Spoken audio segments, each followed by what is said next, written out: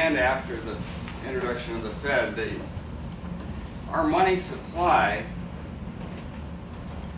is and has been created as bank credit. The dollars that we shift around from one account to another come into existence often as a mortgage or some other loan. The buyer gets those funds, they go to the seller's account, the seller uses those funds, they transfer from one account to another, and they circulate around, serving that function of a medium of exchange until that debt, when that principal is paid back, that part of the money supply actually vanishes. It's proof. This is the money that we're using currently. Now there is an alternative. For example, as Pat and Sue mentioned, there were the greenbacks in the Civil War era. Those were government-issued, debt-free money. The colonial scrip, that was publicly issued money. The Continentals during the Revolutionary War, those are examples of government-issued debt-free money. The government has no real need to go to the bank and say, can you lend us some of our official United States dollars? This is unfortunately the mode that we're in, and it's so seldom questioned. You don't see much it's almost untouched in the media, and even in progressive circles it doesn't seem to be talked about. And yet it's an awesome power that banks have to control finance, to control what happens and what doesn't. Depends on what money flows. So it's being made by decisions to make loans. And these days what's more profitable than productive activity is asset inflation.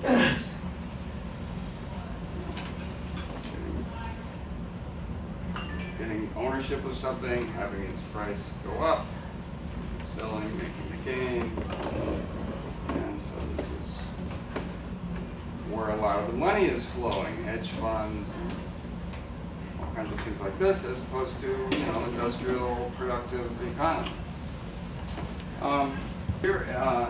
He was actually an English chemist, but in the 1920s and 30s he wrote 4 books about monetary reform. And he emphasized the unreality of compound interest, exponential growth of these numbers, but that's not really the way the physical world is. We live in a finite world. The energy, the fossil fuels are finite. Once they're burned, they can't be used again. The world doesn't grow at a 2% or 3% per year growth rate forever. Because in this book, The Role of Money, were pretty powerful. The money power is nothing less than the ability to create and destroy money by adding and withdrawing figures in bank ledgers without the slightest concern for the interests of the community or the real role that money ought to play. To allow the monetary system to become a source of revenue to private issuers, that's what we have. The money that we're using is being created at interest, at profit to the private issuers of that money. To allow this is to create first a secret and illicit arm of the government, and last a rival power strong enough ultimately to overthrow all other forms of government. Now, in the 1930s, a group of economists came up with what came to be known as the Chicago Plan. The essential main points of it are that the Federal Reserve, which is now owned by its member banks, its shareholders are the member banks, so it's actually privately owned. That would change. The federal government would purchase those shares, would buy out those shares, and the Federal Reserve would then come under the Treasury.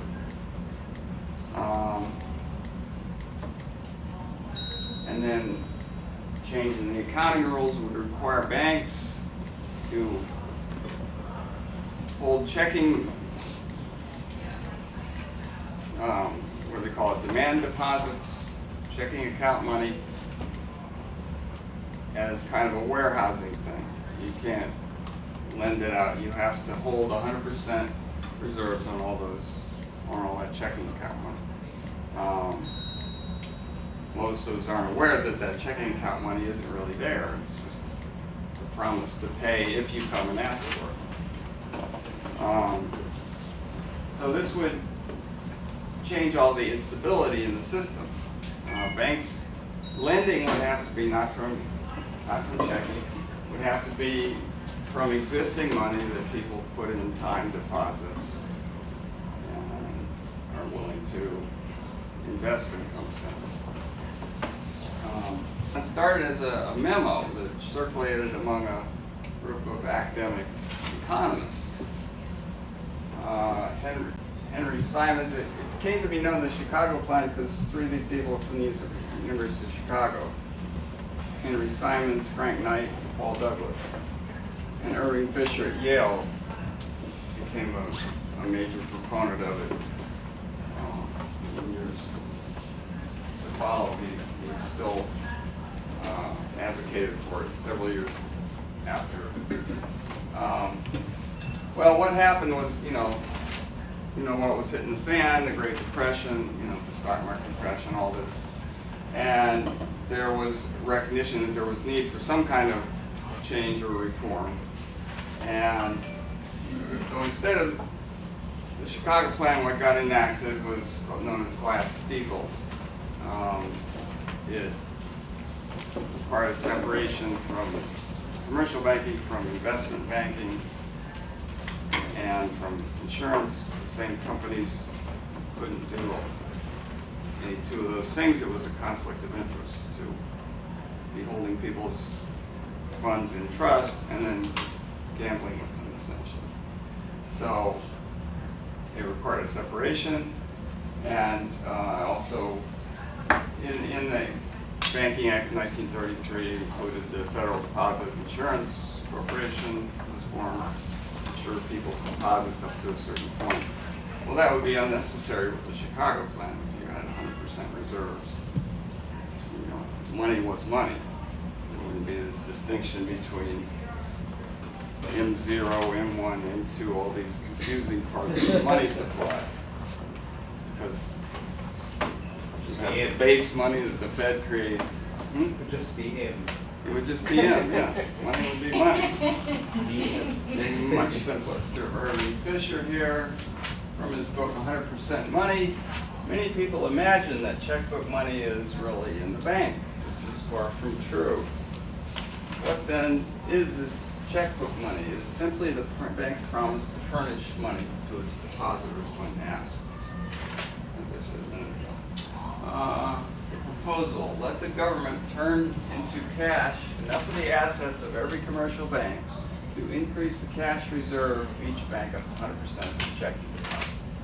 So the actually existing circulating bank credit money would be replaced with real United States money. You wouldn't have a sudden drop in the money supply. It would be equalized in a very elegant way, and then ongoing government could issue new money in appropriate amounts, somewhat proportional to increase in population.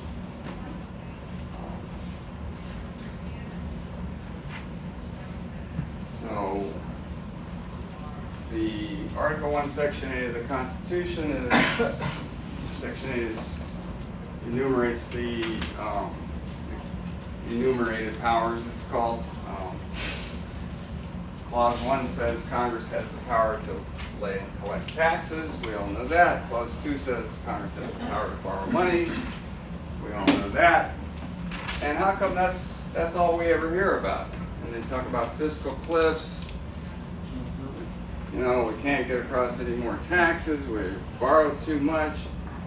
Clause 5 says Congress has the power to coin money, which means create money, and that's been established by the legal tender cases in the Civil War era and by scholarship.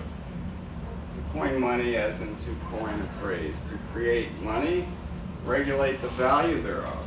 How do you regulate the value of money? What determines the value of the money in circulation? Quantity. The quantity, right? Yeah. Suddenly more money, the prices are going to go up. So to regulate the value, you have to have some management of the overall quantity. So why do we hear nothing of this when we hear about all these fiscal policies? Is there any other? Who's owning these media companies and these politicians that Well, Bill Still said that. He knows. states from doing it, but then they never prohibited banks from doing it, private banks. But it doesn't Okay, say well, they can? I'm sorry, Article all the 10, questions. Article 10 puts prohibitions on states to create money. So we hear about taxing and borrowing, and so Henry Simons, one of the authors of the Chicago Plan, said, the mistake lies in fearing money and trusting debt. That seems to be what goes on. Oh, government print money or create money, they seem to fear that. Oh, that would be inflationary. Well, that's not the case if that money is corresponding to real goods and services. If you're putting that money into building transportation systems, water systems, education, healthcare, real things, real goods and services, it's not inflationary.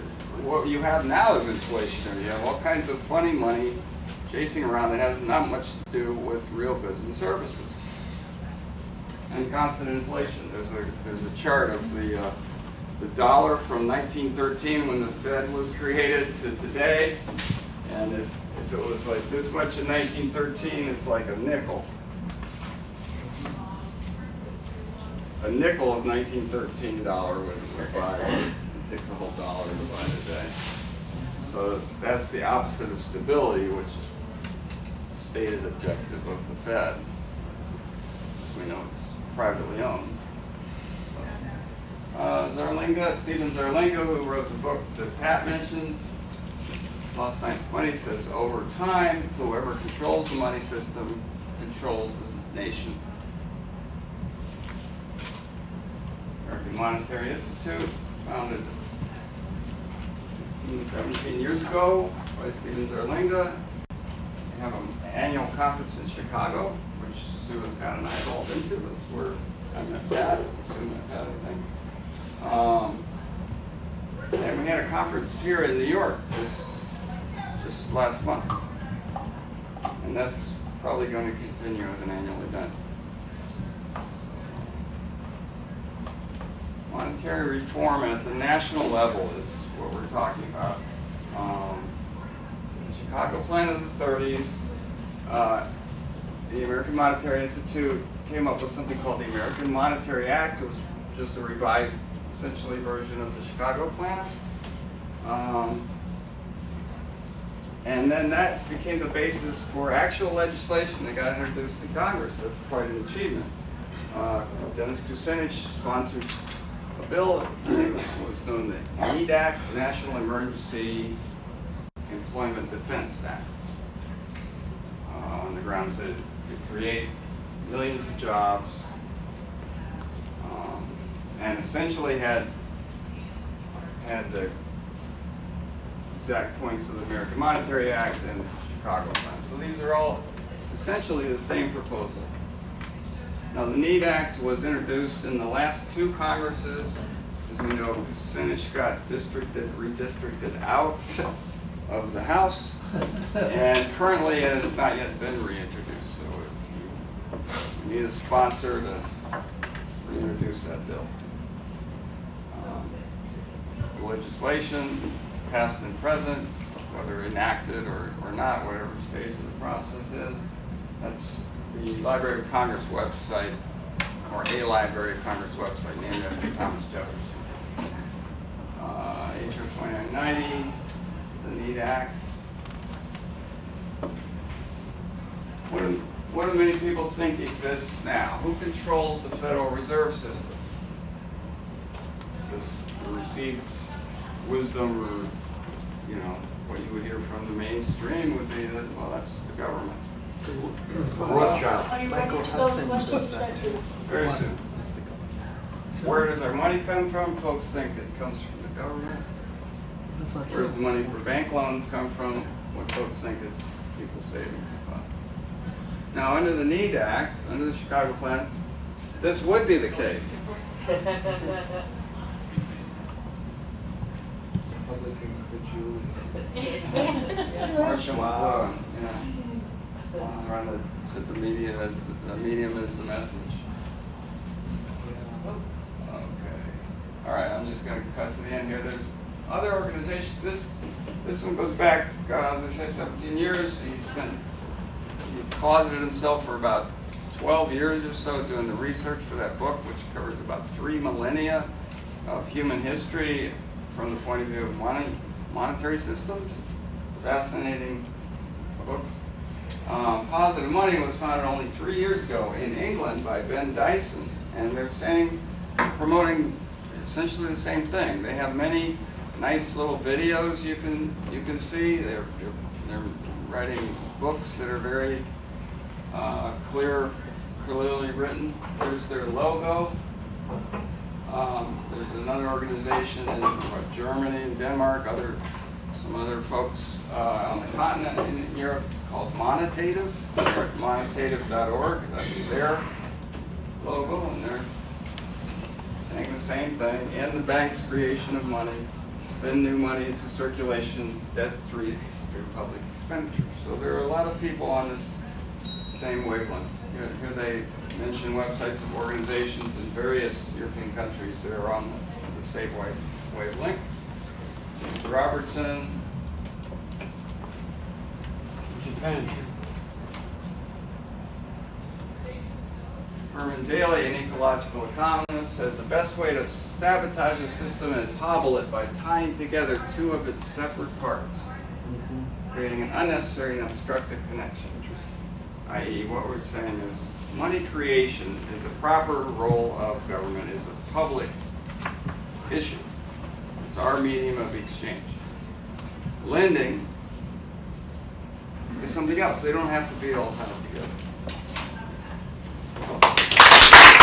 The guy gets it that if something like the Chicago Plan comes into being where it's 100% protected, and that's stable, okay, he gets it. But the whole idea of using the cash assets to buy up the Federal Reserve banks, he's afraid of that because he thinks that might be inflationary. What do I respond to a skeptical guy to allay his fears? Second question? Purchase the Yeah. Federal Reserve Right. shares? To buy up the Federal Reserve banks. I'd have to ask him why would you say that's inflationary? It's just, you would need to use the government money, a vast amount of government money to buy up those shares in order to get control of those. So It's not much money. Yeah, and I would wonder who values those shares, and what is the quantity of that share value, you know? I can send you a report from the New York Fed as of 2006. I told this yesterday. I tried to get an updated report from them, but they said, we'll respond to your email if we think it's important, and they never responded. But I got this copy from someone who's considered the press, so he was able to get it from them. And it shows all the 100 banks that are members of the New York Fed, and which includes all the too big to fail banks, the big power banks. And it shows they're paid in capital, and I can send it to you. I'll scan it, anybody who wants it. And you can see it's not that much money.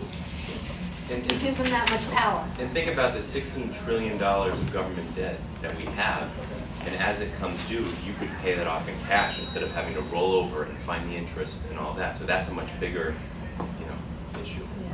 Can I say one other thing about this? Canada, 1935, it got a privately owned Bank of Canada, privately owned. It was the Depression. Canadians were starving, right? There were monetary reformers in that government, and they convinced the Prime Minister, Mackenzie King, to put a bill through that the Canadians bought all the shares from the private banks by 1938. They bought it, they owned it. They issued from 1938 to 1974, they issued, their money was government issued, interest-free, debt-free, and that's when they got their health care system, that's when they got their educational system, higher education. They're fighting for it now because after 1974, the bankers, the money power came in and started manipulating again, and now they're in the same shape as we are. In fact, the Bilderberg group that's meeting right now, and you've heard of known of the Bilderbergers, one of the people that's there is the CEO of TD Bank, Toronto Dominion Bank. So it can be done. The Canadians did it. They had very right, and in fact, the Canadian who was instrumental in convincing Mackenzie King to do that, he wrote a book. 2/3 of the book is about Abraham Lincoln and the Greenback. New Zealand did the So same another thing. question? Okay, sorry.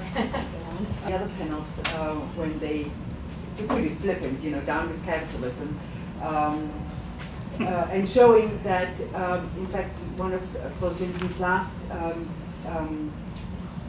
bill, the day before he left, was to repeal Glass-Steagall and then allowing again the merging. So it seems, what is interesting to me now, that when you said, well, we want government back in, and they're saying, well, the problem has been the aligning of government with banks, so that the government is doing the bidding of the private banks. So I was wondering if you can speak to that, to that issue of having both banks and government being one and the same from your targets. Aware enough of how it works so that they can see through those people. And then once, I got it. And then once, then they can break through a politician who would not be bought off by that group. It's the only way. You have to have someone that isn't bought, can't be bought. And remember, the key to the control of the private bankers over our politicians is the money, is the power they have of creating money. If they didn't have that power, they couldn't get away with all they get away with in Congress. Because with that power, they decide who gets the loans. Well, who's getting the loans that these big banks in New York get? The lobbyists in Congress. The financial sector is the largest group of lobbyists in Congress. So of course they end up writing the laws. But they have that power because they have the power to create money out of nothing right now. Right? They decide who's going to get that money. Well, they bought our government with it. We got to take that kernel of what they have in the Federal Reserve and change that bill. So in a way, government gives them the power to buy, to be bought. Yes. The ones that give the power to be bought, buy. Yeah. I think it twists everybody's head up to think about, well, government is corrupt or something, so how can we, how can you do anything? But, I mean, we have to do something that makes more sense. If money creation is a public matter, somehow it has to be under public purview. It can't be just in the hands of private profit motives or whatever. But it It's the starts, banks that are corrupt. but you're right, it starts with the banks funding these guys before they even get elected. So you have to have someone that can compete with them before they get in, and that's the issue. Yeah. Maintaining the value of their assets, because if interest rates go up, it will harm the value of the bank assets and make them fall. So what they do is they keep whitewashing the worst assets and keep buying them. And so it's really more about the value of their assets than actually causing inflation, because in 2008, we were borrowing $4 to $5 trillion a year as a country, which was very inflationary, and now the government is offsetting that. So we have this like 2% economic growth path. They don't care what kind of growth we have, they just care that it's 2% so that the value of all their assets stays. But the value is not really staying, it's decreasing. I mean, when you have inflation, the value of the dollar buys less. But their assets keep up with it. Our money doesn't. The Dow Jones, they've got that back up to, was They- it 15 or 16,000? Right. So The what's- house, price, the real estate, the financial assets is estate. mostly owned by a lot of these groups. So they keep up with it and we all fall behind. Those are the levels they want to keep up. I think also that quantitative easing, they're buying, the Federal Reserve Bank is creating new money to buy assets off of their member banks that are not good assets. Right. So they're propping up their members. I mean, they're all one. In The their- Federal, the Right. Federal Reserve. So and now the they're banks not, are they're all- not dumping this money on us No. in order to have us buy things. Right. No, Right. they're giving it, Right. they're That's what he was saving saying. But they their- are doesn't reach fixing, it. they are Doesn't fixing the reach it. interest rate so that we don't have to pay higher interest rates, because that would Right. harm the job situation. So they're able to keep the interest rates. Before 2008, they didn't manage the long bond. The long bond was like, 5%, and it would go up and down with spending in the economy, which was, somewhat tied to this system, or was tied to the system over time. But now they're actually buying all those long bonds, fixing the rate in around 3%. And, I don't know if they can hold it, but that stops the rates from shooting up. And which on top of that, they sell insurance on the rates shooting up. So they make a ton of commissions and money on pretending that that the rates are just going to shoot up tomorrow. We've all heard that a million times, but yet it's rigged. They fix the rate, and it doesn't go up to 10%. And one other example about this. Just think of this statistic. Derivatives is the biggest market. Everybody's heard derivatives. It was the cause of the 2008. Which is mostly interest rate related. Right. So of all the derivatives, the trillions of dollars of derivative trades that are in the country here,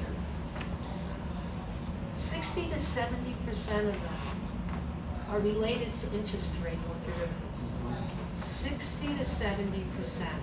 Now, who owns most of those 60 or 70%? Let me give you their names, if I can remember. Goldman Sachs, Citigroup, Morgan Stanley, Bank of America, JP Morgan Chase. Those five own most of the interest rate derivatives, and the interest rate derivatives are the biggest part of the derivatives market. They're using that, and this is a theory of one person I studied, to control the interest rate.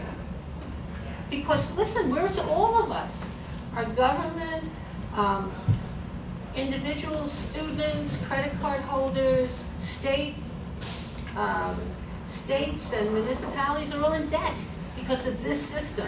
If the interest rate goes up, can you imagine what would happen? All the defaults? They have to keep that interest rate under control. And they have the means of doing it. So the next The whole money thing changes. Take the money out of the equation the way we know it to be. We put Exxon out of business with emails. This is just an example of the power that we have. We said, don't buy Exxon. Exxon saw this happening and raised their prices. You're not going to affect us. And then everything went down. And if you notice, there's no more Exxon in New York. Can you tell your question? Exxon gasoline. Exxon, okay, I want to establish something. We have the power to do something. Now, this is grandiose. If we could get the whole country to go on strike. Fridays and Mondays. And what are we demanding? We want them to not give the money to the banks. We want them to give us the money. But what's the question, sir? I'm sorry. Well, that's the question. That's the question.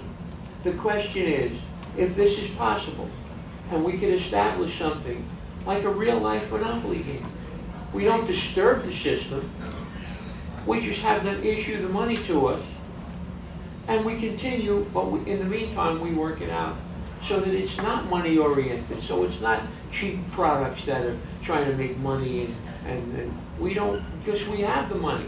It relieves that. We take the power from them. The power is the money. So we take, Through the legal process in Congress. I think it has to go through us, the people, who But we have to demand. take back our government. That's exactly what we have to do. How do we do that, though? Thomas Jefferson's quote was, "My gun is my best friend." We're beyond that. It's beyond us taking over that way, the way they designed the Constitution. The only way we can do it is by resisting the system, by not participating. But you have to believe that all of us sitting in this room, educating ourselves will make a difference. And I don't think every politician is corrupt. I actually don't think a lot of them understand the big picture, and they're so busy just trying to get elected and do their daily I'm things. not talking about I know, that. but what you're saying do it from outside of the system. I think the best way is to work within the system, because that's what we have. But we're the system. It was So- created, it started with the Rothschild or with whatever, and they said, create a currency and the laws make no difference. But are you gonna print the currency? Are you gonna go in your home and start printing currency? No, and we're gonna distribute get the Federal Reserve to just keep pumping it out. Why? You know, it's a very interesting subject, and probably a subject for yet another panel at next year's forum in terms of We have to wait a inside, whole year, inside, we'll be in outside. trouble. But as a moderator, I'm urging that we give everybody a chance to ask their questions and so forth and so on. So Big question, how do you make change? Yeah, And yeah. that's, you know. It's a great topic for another panel. This one is speaking on a subject. Are we looking Oh, for yeah. Questions because his presentation is absolutely dead on right, excellent. My only question to Pat is, could you move to New York City and join our group? My only question was state when she had that young lady up there and going through that thing, and the lady's trying to figure out how, how she's gonna pay the loan with the interest. I mean, that's a perfect definition of what today we call austerity, where it would the banks, the lenders are demanding of people more and more, work more and more of your hours, produce more and more for us, and you keep less and less. That is the whole essence of the austerity that exists today. That's, health is shifting almost at a landslide pace over to the privileged class. For Alan, on just a point about the quantity money. Today, the quantity of money has been increased unbelievably, 5-fold, 10-fold, 50-fold. And yet, the Consumer Price Index says that inflation is nearly non-existent. So the question arises, if there's a relationship between quantity and prices, how come prices aren't going through the roof? And the reason is because all the inflation is going not to consumer goods. All the inflation is going to assets, asset price And inflation. necessities. Real estate, Healthcare, education. real estate, et Food. cetera. Food. Oh, yeah, no, the inflation is not going to the necessities. No, it is. Like food and clothing, it's going to assets like real estate.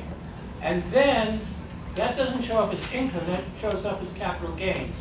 And therefore, that whole thing is not showing up. But again, I'll stop. You have to look at how they define the inflation too, and they have owner's equivalent rent, which is 40% of the CPI, which is really the rent price. When all the real estate went up like this, it didn't count the real estate inflation. So the way they keep changing the way they define it, and so Exactly. it really is in necessities, but it's not in things you can outsource like apparel or electronics, and they'll always point to the electronics or something like that as actual deflation when healthcare, education, everything else is.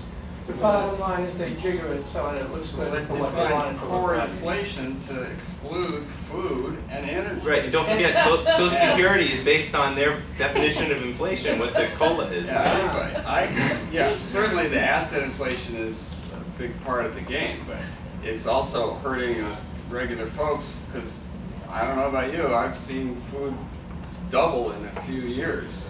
I mean, food is definitely going up. $2 for coffee. Definitely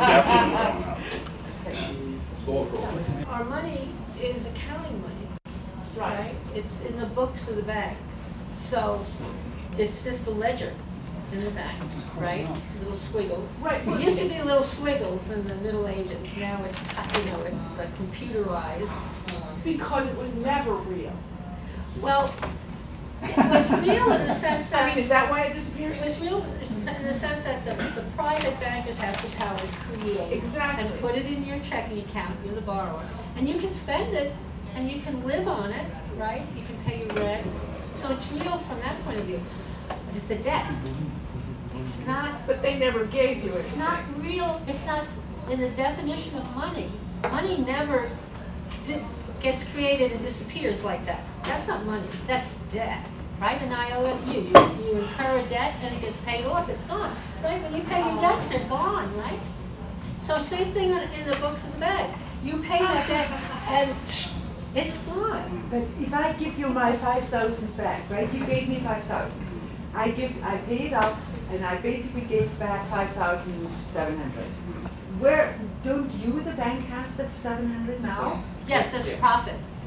So that's the bank profit that stays, and That's that's my profit. key. The But they don't 5,000. have the 5,000, that's what The I. 5,000 is gone. Yes. The 700 is now yours. Right. It's just like if you had an IOU with your friend. Right, okay, thank you. Except that your friend's money isn't going to disappear, but they keep loaning. That's But the the only loan reason disappears. The it loan keeps. That's the only reason the system keeps working. They find more people to loan money to. They got the students in debt. They changed the laws. The students have to borrow. Now the students are in debt, so somebody else has to borrow. It's going to be the people in Africa, where they are changing the laws in Africa to create private ownership of land, so that banks can have collateral to loan to Africans. And this is happening right now. The IMF and the World Bank are doing it right now. So they're creating more collateral somewhere else, find more suckers to draw into the system. A question, actually, for all of you right now is that, so that means that they changed the bankruptcy law so students can't bankrupt out of their Right, debt. right. That means that those loans can't disappear. They're going to get the parents' houses when the parents That's die. the purpose of it's not just to keep on collecting the interest and harassing the students, it is also making sure that the debt never Right. disappears. And it is the largest body of debt But right also- now. But it's as a worse body. than that. It's debt slavery. Right. For those Yeah. students, it's And- debt, we have Yes. put our younger generation in debt slavery. And they're also We using. don't have houses, they used to have the houses for the debtors, Debtors' debtors' prisons. prisons. We don't have debtors' prisons, we have student loan. Was that always the case, that you couldn't declare bankruptcy for student loans? Or was that recent? That was always the case. That was always the case? Yeah. Okay, are we at our next stack? I have a question. I have a bank account in Canada, and recently I sent someone a check to deposit it into my account. It was a New York check, and it was debited out of my credit union 3 days later, but 2 weeks later, it still wasn't credited to my checking account in Canada. And when I talked to the branch manager, I said, "Where is it?" And she said, I don't, she couldn't account for it. Right. So then I had to fax my statement from my credit union to the bank manager, and I wrote a letter. I said, "I request and demand that my money be credited to my account. It's been 2 weeks." And they said they'd had a hold on it for 15 days, 14 days. Where did it go? It has to go through the Federal Reserve. Everything goes through the Federal, everything goes through the Federal Reserve. Is that legal? Yeah. No, but it does.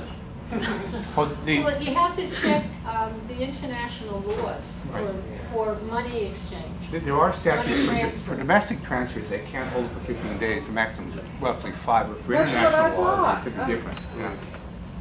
I mean, they debited from your account here in New York, Right. Yeah. and Okay. it's probably not worth paying. Be an executive decision to take the power back from the Federal Reserve and say it's back with the government, if it's just given by the government, or it needs congressional approval. And what about Europe? I mean, are the big Law which is under the auspices of our Congress. They passed the law, they're the legislature. So that could be their platform, and that could encourage, other people to They jump could on be a it. Yeah, platform, it would yeah. be great if a president would do it, but yeah. gotta get one up But there. I don't think he has the right under the Constitution. I don't know, Jamie, what do you think? We've got it on the Green Party platform. Yeah. I'm not an expert in constitutional law. It might be possible for an executive order. I think it's best to try and go through Congress. Yeah. But again, Congress is bought off, so it's difficult. Yeah, but you, Like Pat says, they're not, in this issue, they just don't know about it. It's just not on their radar screen because they're worried about, as Pat said, getting re-elected every 2 years. So it's just, they don't want to do anything. My thought thinking is they just don't want to stick their necks out and do anything out of the ordinary outside of the talking points. Yeah, there has to be a critical mass that understands this problem. And then Like maybe- If people talk about it like we are, Yeah. then they'll take notice and they will.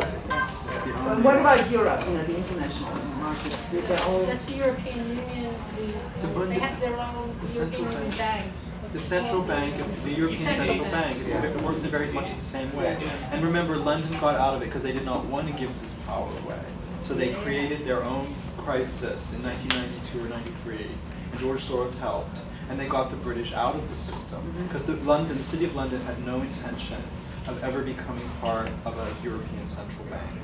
And they have the most debt to GDP of any country. Like 10 so the European Central Bank is similar to the Yes, Reserve which is Bank. why And the Greece, Japanese central bank is similar too. the British put them everywhere. Remember, what happened with the European Central Bank is, now, they are the ones that decide to create the money, right? The governments of Europe, they didn't, I don't think they realized this when they did this. But by joining